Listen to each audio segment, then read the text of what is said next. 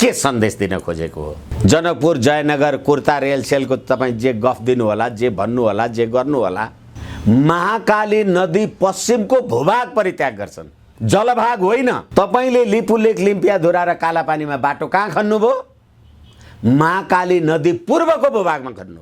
सन् 50 को नेपाल भारत मैत्री सन्धि भन्दा पनि राष्ट्रघाती काम गर्नुभएको रहेछ नि। सद्भावना भ्रमण भएपछि त यसो चियापानी आदि इत्यादि खान जानुभएको होला। यो जुन 3 दलीय सिन्डिकेटले नेपाल चलिराखेको छ र नेपालको धर्म संस्कृति सभ्यता क्षत विच्छेद पार्ने काम जे गरिराखेको छ त्यसलाई अरू खण्डित गर्ने काम शेरबहादुर देउवाजीले गर्नुभयो। फेरि रेलको नाम लेख्नु हेर्नुहोस्, कुर्ता रेल, दौरा सुरुवाल रेल अथवा कुनै के रेल त राख्नु भएन। त्यो रेलको नाम चाहिँ कुर्ता राख्नुको अर्थले के अर्थ दिन्छ? धर्मनिरपेक्षको मान्यतालाई अन्त्य गर्न खोज्या हो। स्थानीय निकायमा आफ्नो वर्चस्वका लागि यो काम गर्नुभयो हो। संविधानको खिलाफ गर्नु हो भने त प्रधानमन्त्रीले त्यो संविधानको शपथ ग्रहण गरेको कुरा कसरी ठिक भयो त? धर्मनिरपेक्षताको विरुद्धमा तपाईले काम कारबाही गर्नुभएको छ। जुन देशमा बस्छन् त्यो देश धर्मनिरपेक्ष हुन सक्दैन, त्यो होइन है, हामी त हिन्दू सापेक्ष नै हौँ भन्ने सन्देश दिनु, त्यो एउटा केवल ढकोसला हो भन्ने कुरा नेपालका कम्युनिस्टहरूको हैसियत देखियो। यो देशमा गणतन्त्रको कार्यान्वयन कति भएको रहेछ र रहेन रहेछ भन्ने कुरा त अस्ति पुस 27 गते हामीले हेर्यौँ हैन। कम्युनिस्ट पार्टी अन्तर्गतै धेरै दल भए, बहुदल। राष्ट्रिय एकता, अखण्डता, स्वाधीनता, सम्प्रभुताका लागि मधेस इज नट नेपाल भनेर भन्ने सिके राव जस्ता प्रवृत्तिहरूको अन्त्य अहिलेको यो 12-15 वर्षको कोर्समा अब परमादेशले सरकार बनाउनु पर्ने भयो। विष्णु सर स्वागत छ। हजुर धन्यवाद। विष्णु सर, बारको चुनाव भयो, बार धेरै विवादित पनि भयो यो वर्ष। न्यायको क्षेत्रमा धेरै खालका प्रश्नहरू पनि उठे। एउटा खालको इतिहासकै सबैभन्दा पेचिलो परिस्थिति पार गरेको छ न्याय क्षेत्रले।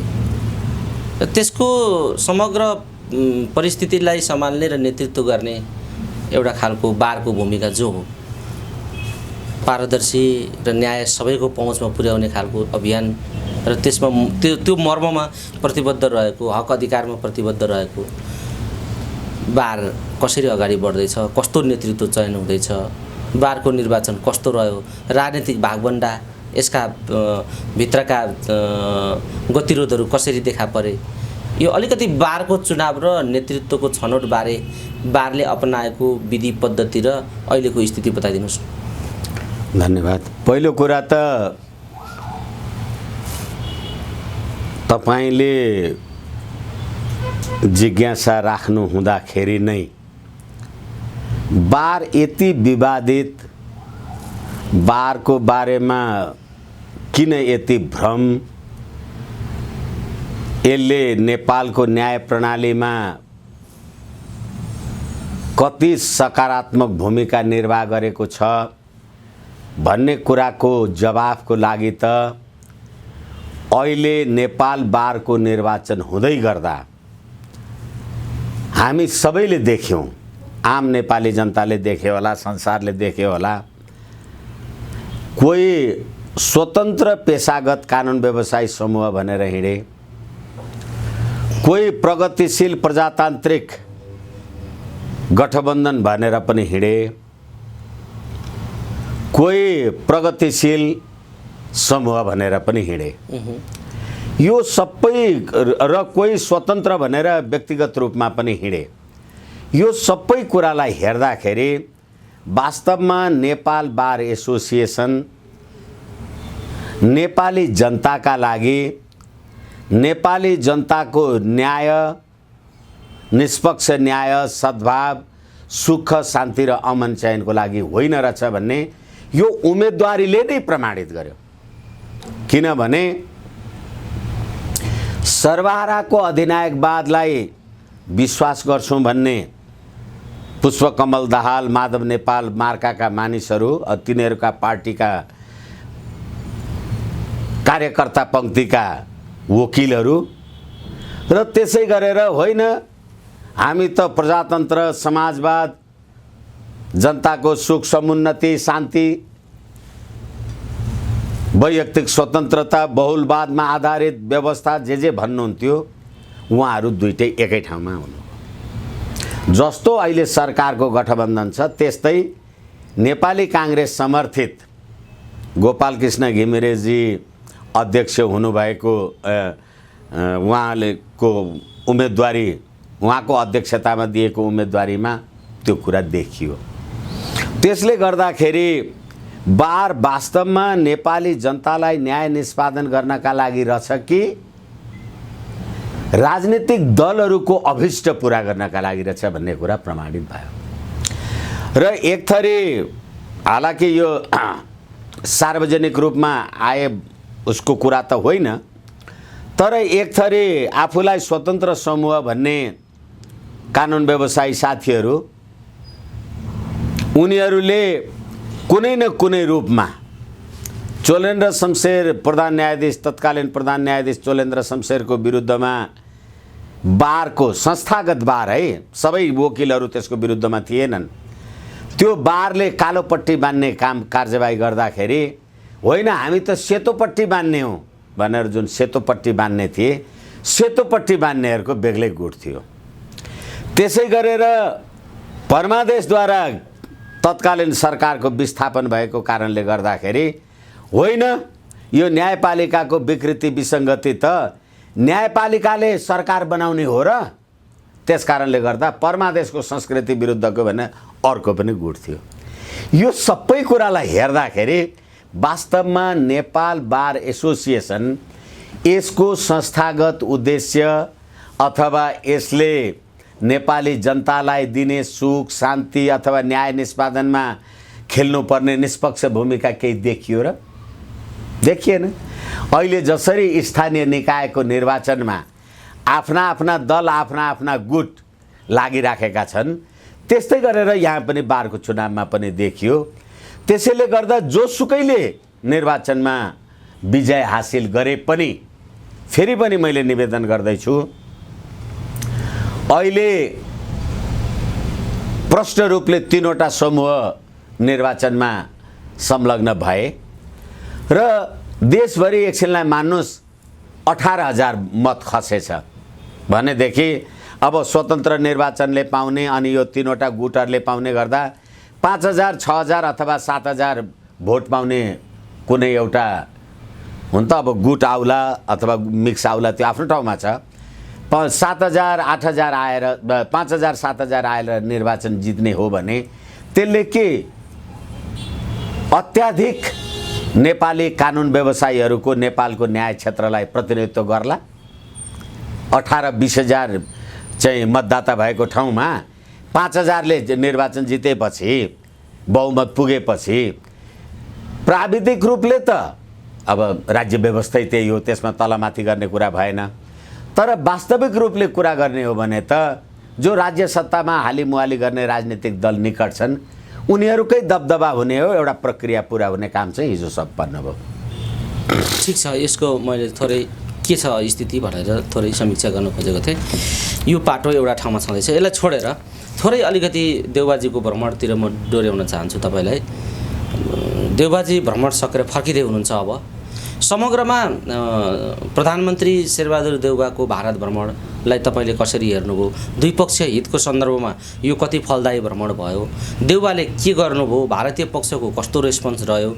यो भ्रमणले देखाएका चित्रहरूलाई तपाईँले कसरी हेर्नु भएको छ र यसलाई कसरी निहाल्नु भएको छ? यसको राजनैतिक र कूटनैतिक दृष्टिकोणले यो कस्तो खालको भ्रमण भयो तपाईँको नजरमा बताउनुहोस् न। अहिले शेरबहादुर देउवाजी भारत भ्रमणमा जानुभन्दा अगाडि जे जति प्रकारका यो राजकीय भ्रमण यसले चाहिँ लिपुलेक, लिम्पियाधुरा र कालापानीका समस्याको बारेमा अथवा नेपाल भारतको सीमाका बारेमा निर्णायक कुरा गर्ने भनेर जे जति प्रचार गरिएको थियो, जाँदा जाँदै यसलाई राजकीय भ्रमण नभनेर सद्भावना भ्रमण भनियो र नेपालका प्रधानमन्त्री भारत जाँदाखेरि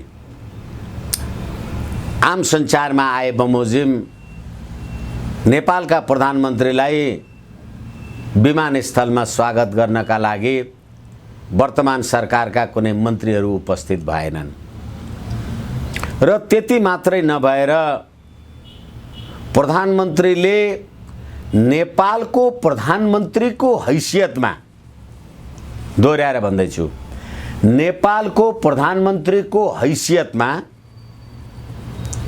प्रधानमन्त्री सरकारको प्रतिनिधि हो, देशको प्रतिनिधि हो, त्यसले भारतको सरकारको हैसियतमा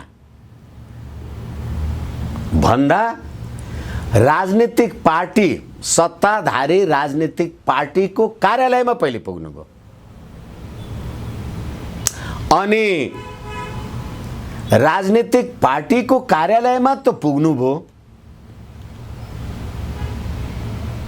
संघीय लोकतान्त्रिक धर्मनिरपेक्ष गणतन्त्रको संविधान ल्यायौँ भनेर तपाईँ जे भन्नुहुन्थ्यो अथवा भनिराख्नु भएको छ, तपाईले त हिन्दू धर्म सापेक्ष राजनीतिक पार्टीकोमा, सत्ताधारी पार्टीकोमा पुग्नुभयो नि। तपाईले नेपालको संघीय लोकतान्त्रिक धर्मनिरपेक्ष गणतन्त्रलाई के सन्देश दिन खोज्नुभयो? र गएको जहाँसम्म स्मरण छ, तिहारको बेलामा भारतीय जनता पार्टीका प्रमुख व्यक्तित्व मध्येका विजय चौथाईवाला नेपाल आउँदा बालुवाटारमा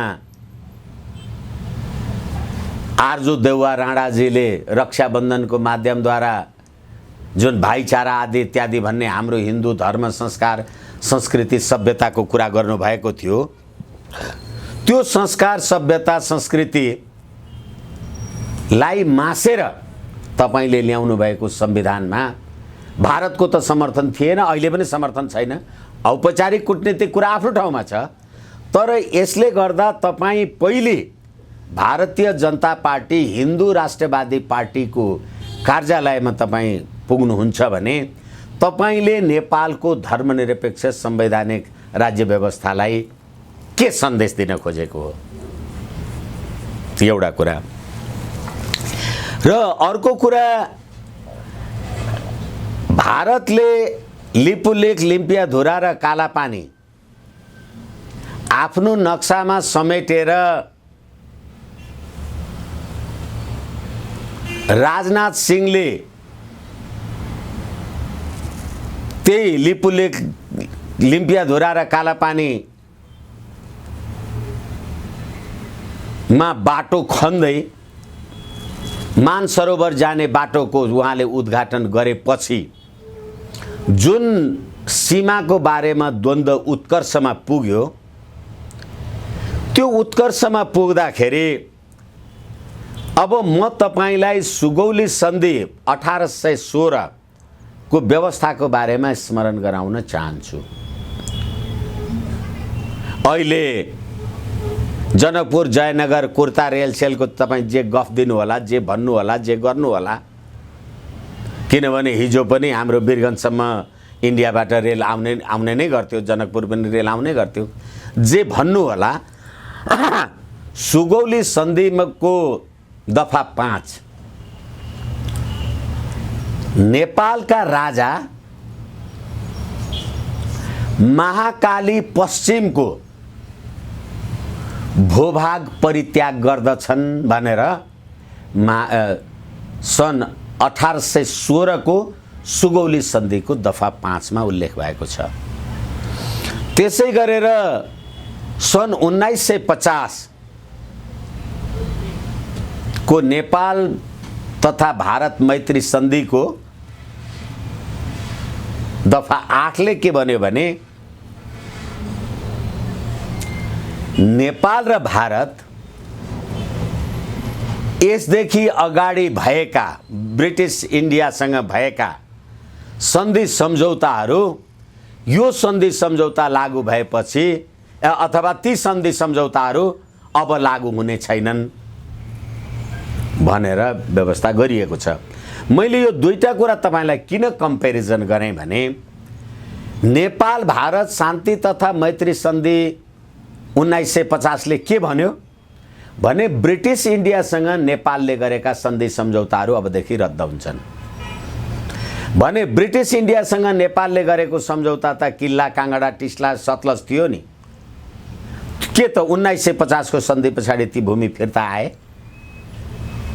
भारतसँग यो कुरा तपाईले राख्नुभयो अथवा कसैले पनि राखे आजसम्म?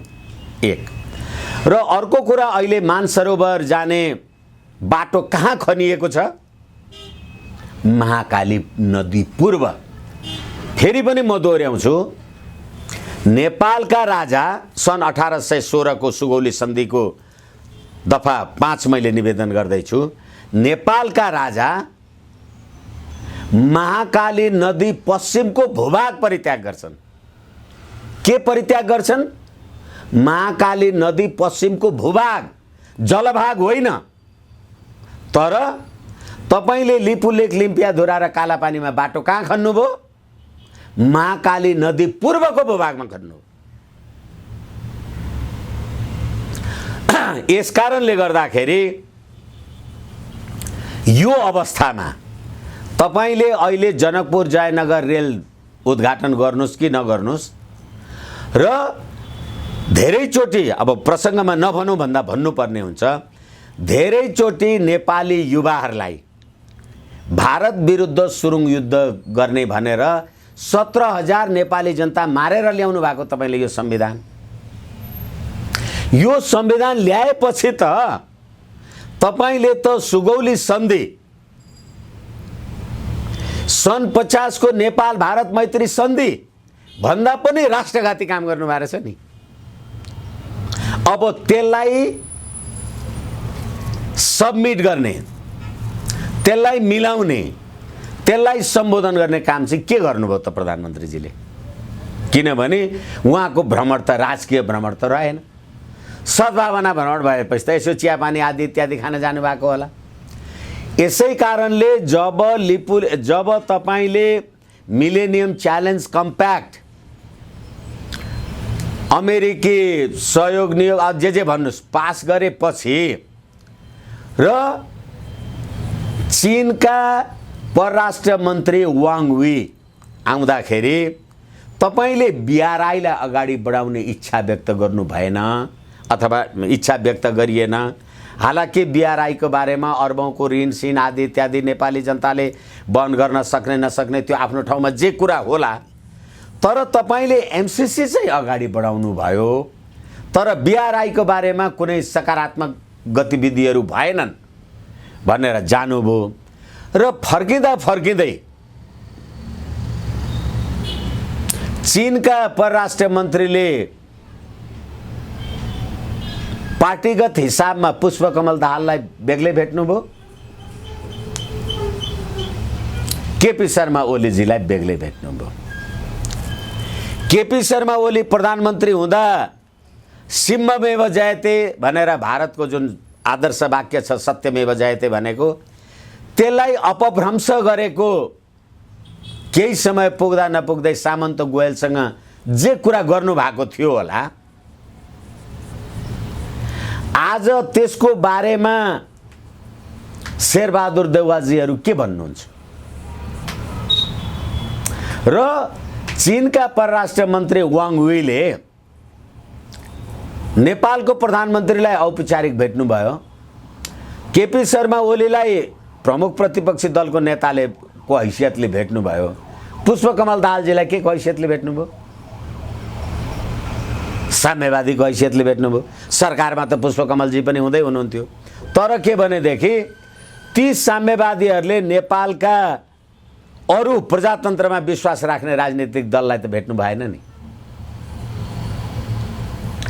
यस कारणले गर्दाखेरि पनि अहिले यो साँच्ची भन्ने हो भने 3 दलीय सिन्डिकेट, कांग्रेस एमाले र माओवादी, यो जुन 3 दलीय सिन्डिकेटले नेपाल चलिराखेको छ र नेपालको धर्म संस्कृति सभ्यता विच्छेद पार्ने काम जे गरिराखेको छ, त्यसलाई अरू खण्डित गर्ने काम शेरबहादुर देउवाजीले गर्नुभयो। होइन अब चाहिँ जनकपुर जयनगर रेल सेल आदि इत्यादि ठुलो कुरा गऱ्यौँ भने यो पहिले पनि रेल आएको थियो र पहिले पनि रेल गएको छ। फेरि रेलको नाउँ लेख्नु हेर्नुहोस्, कुर्ता रेल, दौरा सुरुवाल रेल अथवा कुनै के रेल त राख्नु भएन। त्यो रेलको नाम चाहिँ कुर्ता राख्नुको अर्थले के अर्थ दिन्छ? यसले नेपालको राष्ट्रियतालाई सम्बोधन गर्छ कि गर्दैन?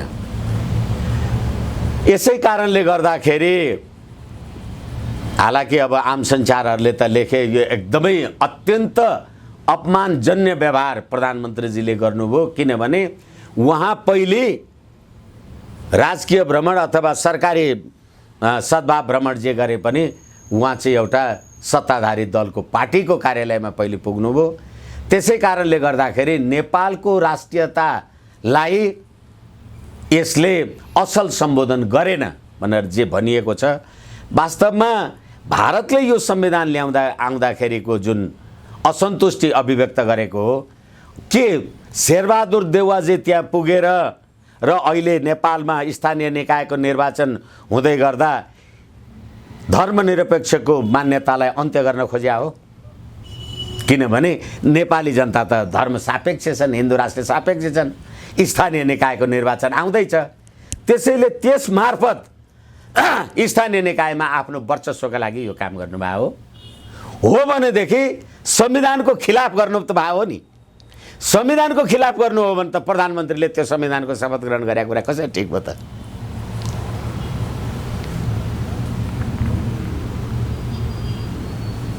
त्यसो भए देउबाजी यो भ्रमणमा चुक्नुभयो? यो भ्रमणमा देउवाजी चुक्नुभयो होइन, नियोजित कुरै यही थियो। तपाईले भर्खरै अमेरिकासँगको मिलेनियम च्यालेन्ज कम्प्याक्ट नेपालको संसदबाट प्राविधिक रूपले पारित गर्नुभएको छ। भर्खरै मिलेनियम च्यालेन्ज कम्प्याक्टको विरुद्धमा आफ्ना असन्तुष्टि अभिव्यक्त गरेको उत्तरी छिमेकी राष्ट्रका परराष्ट्र मन्त्रीसँग कुराकानी गर्नुभएको छ र उहाँको बिआरआईवाला कुरा चाहिँ 1 इन्च पनि अगाडि नबढेको स्थिति छ र त्यति गर्दा गर्दै त्यही चिनिया कम्युनिस्ट पार्टीका सी जिनपिङ विचारधाराद्वारा हामी त राज्य सत्ता चलाउने हौँ भन्ने पुष्पकमल दाहाल, प्रचण्ड, माधव नेपाल जस्ता मान्छेलाई सरकारमा राखेर बस्नु भएको छ। नेपालमा निर्वाचन आएको छ र भारतको सरकार होइन कि हिन्दूवादी पार्टीलाई तपाईँले प्रमुखताका साथ भेट गर्नुहुन्छ भने सङ्घीय लोकतान्त्रिक धर्मनिरपेक्ष गणतन्त्रको धर्मनिरपेक्षताको विरुद्धमा तपाईँले काम कारबाही गर्नुभएको छ। किनभने नेपाली जनता धर्मनिरपेक्षताको विपक्षमा छन्। 94% ओमकार परिवार नेपाली जुन देशमा बस्छन् त्यो देश धर्मनिरपेक्ष हुन सक्दैन। अहिले स्थानीय निकायको निर्वाचनमा हिजो भारतले यो संविधान निकाल्दाखेरि जे असन्तुष्टि व्यक्त गरेको थियो त्यो होइन है, हामी त हिन्दू सापेक्ष नै हौँ भन्ने सन्देश दिनुभयो। त्यसैले गर्दा स्थानीय निकायलाई पनि धर्म सापेक्षताको पक्षमा हामी छौँ भनेर त्यो भोट माग्ने काम पनि गर्नुभयो। मधेसवादी दलहरूसँग पनि त्यही कुराको सन्देश दिनुभयो, भारतलाई पनि त्यही सन्देश दिनुभयो र एमसीसी पास गरेर बिआरआईलाई अलि टाढै धकेलेको कारणले गर्दा पश्चिमाहरूलाई पनि खुसी बनाउनु भयो। ठिक छ, यो एउटा उहाँको कमजोरी तपाईँले औँल्याइदिनु भयो। यसले राष्ट्रलाई फाइदा गरेन, देशको स्वाभिमानमाथि नै प्रश्न आउने खालको कुरा भयो भन्ने चौतर्फी आलोचना भएकै छ। यो एउटा पाटो छ। अर्को पाटो के छ भने चिनिया विदेश मन्त्री स्वदेश फर्किसकेपछि जस्तो खालको अभिव्यक्ति चिनिया पक्षबाट आयो र त्यो अभिव्यक्तिपछि जुन खालको तरङ्ग र बहसहरू सुरु भए, यो काहीँ न काहीँ अब यो परिस्थिति बदल्ने, राजनीतिक परिस्थितिमा पूर्ण रूपमै चेन्ज आउने, यो कोर्स नै करेक्सन हुने सम्मका एक्सर्साइजहरू अब नेपाली राजनीतिमा हुन सक्छन् भन्ने खालको कुरा पनि उठेको छ। नेपालमा निर्वाचनको तयारी पनि छ। यही बेला देउबाजीले विशेषतः बिजेपीलाई र बिजेपीको दृष्टिकोणलाई संस्थागत गर्ने र बिजेपीसँग निकट सम्बन्ध बनाउने खालको एक्सर्साइज गरेको पनि प्रष्ट ढङ्गले नाङ्गो रूपमा देखिएको छ। यी समग्र कुरा हेर्दा लगत्तै राजाको पनि भारत भ्रमणको कुरा आइराखेको छ। यो सबै कुरा हेर्दाखेरि यहाँ खिचडी अब पाकेकै छ, एउटा कोर्स बदल्ने एक्सर्साइज भइराखेकै छ राष्ट्रिय अन्तर्राष्ट्रिय रूपमा भन्ने कुराको सन्देश गएको हो अहिले। यो त हामी यसै सरसर्ती पनि बुझ्न सक्छौँ। भर्खरै मैले तपाईँलाई विनम्रताका साथ निवेदन गरेँ कि एमसीसीमा चिनिया पक्षको असन्तुष्टि अथवा चासो र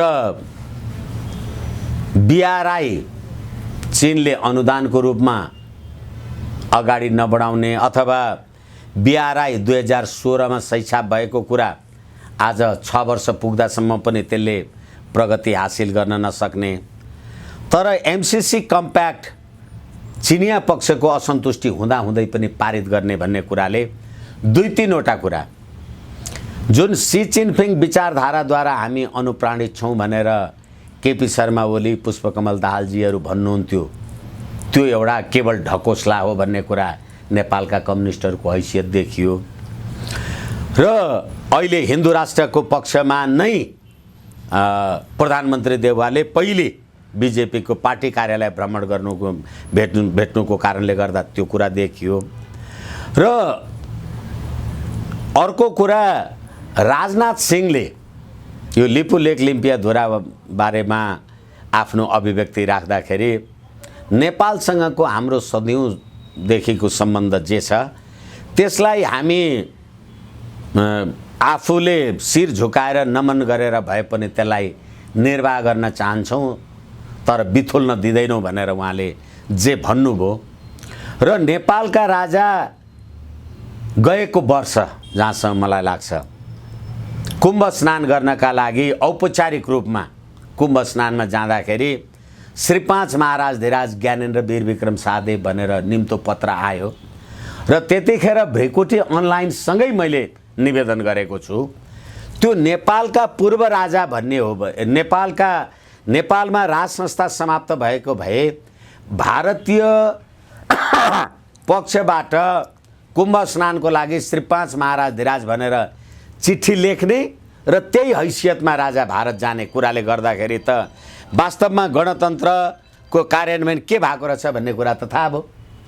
यसैले गर्दा अब अहिले शेरबहादुर देउवा हिन्दू राष्ट्रको बारेमा कुरा गर्ने र भर्खरै पुस 27 गते हामीले कुरा गरिसकेका छौँ, नेपालमा गणतन्त्र कार्यान्वयन गर्यौँ भनेको 15 वर्ष पुगेपछि नेपालका राजा ज्ञानेन्द्र वीर विक्रम शाह पनि पृथ्वीनारायण शाहको 300औं वर्षगाँठमा माल्यार्पण गर्नलाई त्रिभुवनको पृथ्वीनारायण शालिगमा आउनुभयो र त्यही दिन केही समयको अन्तरालमा नेपालको राष्ट्रपति पनि आउनुभयो।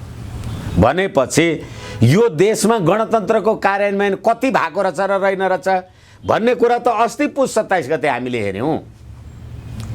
यसैले गर्दा सङ्घीय लोकतान्त्रिक धर्मनिरपेक्ष गणतन्त्र, धर्मनिरपेक्षताको बारेमा हामीले यति कुरा गरिसक्यौँ। अब तपाईले जुन लोकतान्त्रिक गतिविधि भन्नुभएको छ, एकछिनलाई म कति तपाईलाई निवेदन गर्न सक्छु मलाई थाहा छैन। बहुलवाद होइन, बहुलवाद मात्रै होइन, बहुदलीयता मात्रै होइन, नेपालको संविधान भनेको बहुलवादमा आधारित बहुदलीय संविधान यसको प्रस्तावनामा लेखेको छ। अब साम्यवादी राज्य व्यवस्था भएकामा पनि कम्युनिस्ट अन्तर्गतकै हामी नेपालमै पनि हेर्छौँ नि, नेपाल कम्युनिस्ट पार्टी, एमाले, माले अथवा माओवादी के कम्युनिस्टकै नाउँका पनि 20वटा पार्टी छन्। भन्नुको अर्थ कम्युनिस्ट पार्टी हुँदा पनि बहुदलीयता त हुँदो रहेछ नि, हैन? कम्युनिस्ट पार्टी अन्तर्गतै धेरै दल भए, बहुदल। तर बहुलवाद भनेपछि चाहिँ अब इजमको कुरा भयो, प्लुरालिजम। अब जहाँ विचारको आधारमा दल खोल्न पाइँदैन त्यसलाई हामीले विचारको अधिनायकवाद भन्यौँ, तर जहाँ विचारको आधारमा दल खोल्न पाइन्छ त्यहाँ चाहिँ बहुलवाद भन्यौँ। यसै कारणले गर्दा तपाईँ कम्युनिस्ट हुनुभयो, ऊ काङ्ग्रेस भयो, म राजावादी भएँ, अर्को के वादी भयो। नेपालको संविधानको धारा 270 ले के भन्छ भने कुनै एउटै मात्रै राजनीतिक विचारधारा, दर्शन, सिद्धान्त भएको ले मात्रै दल खोल्न पाउने र अरू विचारधारा दर्शन सिद्धान्तलाई प्रतिबन्ध लगाउने गरी बनाएको कानुन यो संविधान प्रतिकूल हुन्छ र रद्द हुन्छ भनेर अमान्य हुन्छ भनेको छ भने तपाईले म गणतन्त्रवादी हुँ भन्न पाउनुभयो विचारको स्वतन्त्रताले भने मैले म राजतन्त्रवादी हुँ भन्न पाएँ किनभने बहुलवाद प्लुरालिज्म मल्टी पार्टी होइन कि विचारको बहुलता यसै कारणले गर्दाखेरि अहिले भर्खरै हामी एमसीसी पास गर्ने त्यसमा विमति श्रीमती अब त्यो पार्ट नजाउँ भर्खरै एमसीसी नेपालले पास गर्ने नेपालले एमसीसी पास गरेको महिना दिन पुग्दा नपुग्दै एमसीसी को विपक्षमा रहेको उत्तरी छिमेकी चीनका मन्त्री वाङ वी आउने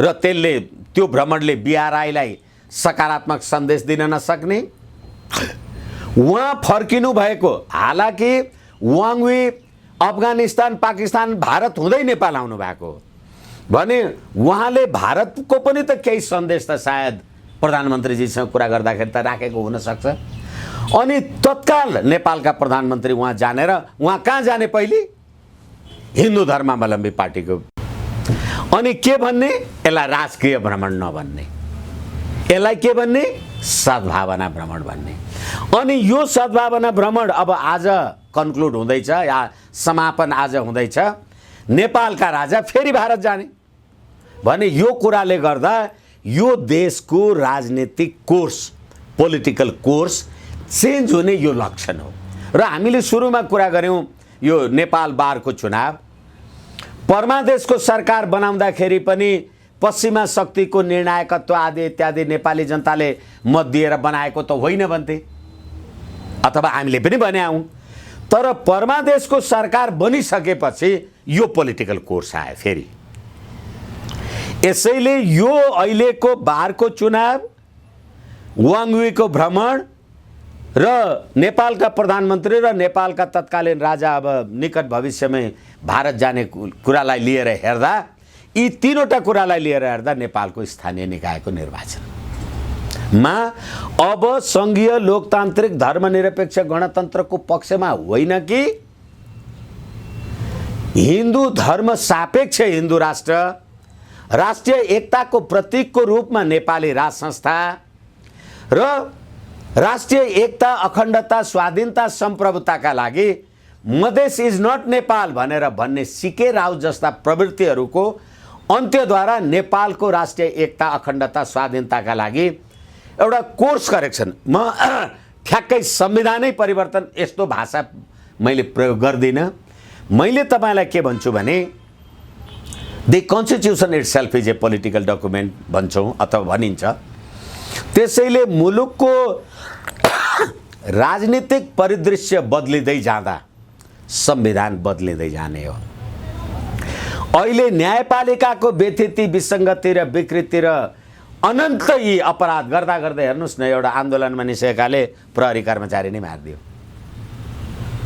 के बसन्ती श्रेष्ठ के भन्ने प्रहरी जवान एकजना प्रहरी जवानै मारिदियो तर 17,000 नेपाली जनता अथवा हिजो प्रचण्डहरूले त नेपाल प्रहरी नेपाली सेनाका कति मान्छे मारेर आउनु भयो नि त अनि हिजो त्यो शक्ति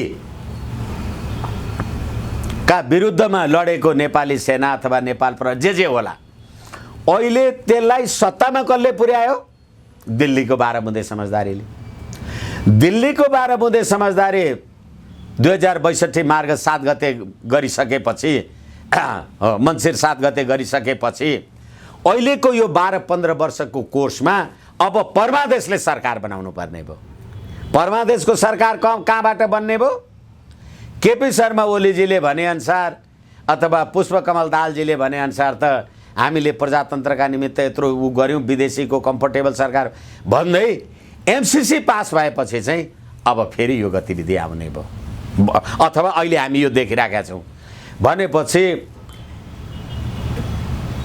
पोलिटिकल कोर्स को कुनै न कुनै डाइमेन्सन न्यू डाइमेन्सन चाहिँ प्रारम्भ भएकै हो हस् विष्णु सर समय दिनुभयो विभिन्न सन्दर्भहरूमाथि केन्द्रित रहेर कुराकानी गर्ने समय हामीलाई प्राप्त भयो यो समय र संवादका लागि यहाँलाई धेरै धेरै धन्यवाद छ हजुर धन्यवाद नमस्कार